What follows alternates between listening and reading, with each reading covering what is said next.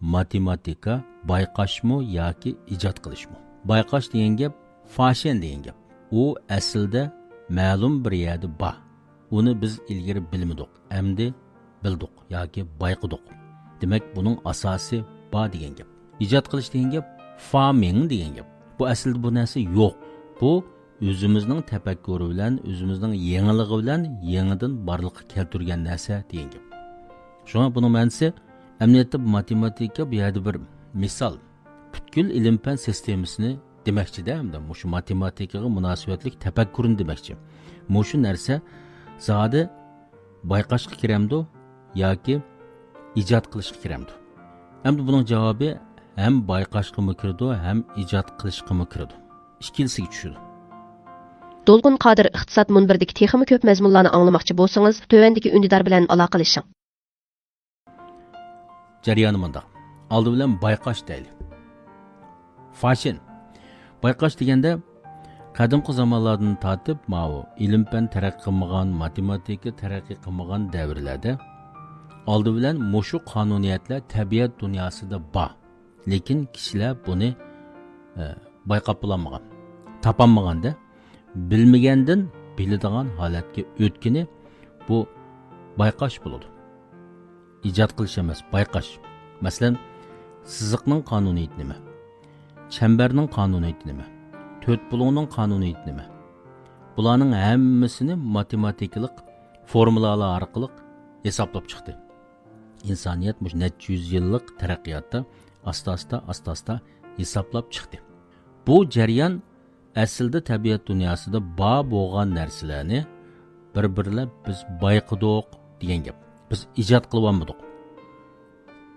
Bu nuqtani aytgan chog'da matematika u bayqash bo'ladi, u ijod qilish emas. Xo'sh, mana birinchi qadam. Endi ikkinchisida nima uchun yana ijod qilish?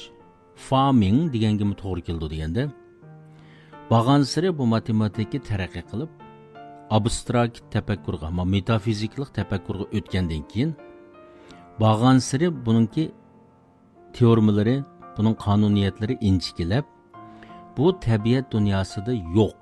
Ammo biz o'zimizning abstrakt tafakkuri orqali yangidan bir qonuniyatni bayqidik, kashf qildik. Ya'ni ma'u teoriya, mahil tafakkur usuli u kashf qilingan. Mushu orqali tabiat dunyosining umumiy holatini biz isbotladik-da. Buni yana biz farming deymiz. Kashf qilish deymiz. Masalan, dastlabki ma'u bayqashda mushu teoriyani biz tabiat dunyosidan cho'qim uning asosini, uning obyektini topa olamiz. Masalan, tabiat dunyosida siziq deydigan bir hodisa bor. Chambar deydigan bir hodisa bor. To'rt bulung deydigan bir hodisa bor. Buning hammasi asosi bor.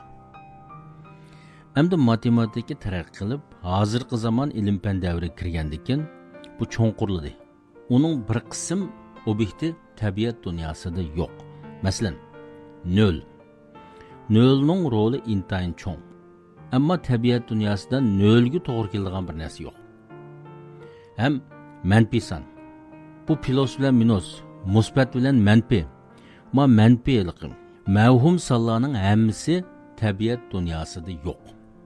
Ammo mavhum sonlar bizning butkul matematika tafakkurimizda kam bo'lsa bo'lmaydigan narsalar. Hamda bu davrga kelgan chog'da matematika taraqqiy qilib, fizika, ximiya, astronomiya qatorliq fanlarga asos o'g'ildi. Mushu fanlarga turtki bo'ldi. Turtki bo'lib, bir qism tabiat dunyosiningki biz kuzata oladigan doiradan halqib ketgan narsalarga matematikalik faraz orqali, matematikalik hisoblab chiqish orqali javob topadigan bo'ldik. Masalan, astronomiyadagi nurg'un qonuniyatlar, Einsteinning masalan nisbiylik nazariyasi, qora o'nkur degandek nurg'un tabiat dunyosida biz kuzata oladigan narsadan halqigan nurg'un tabiat hodislarini matematikalik hisoblash orqali topdi.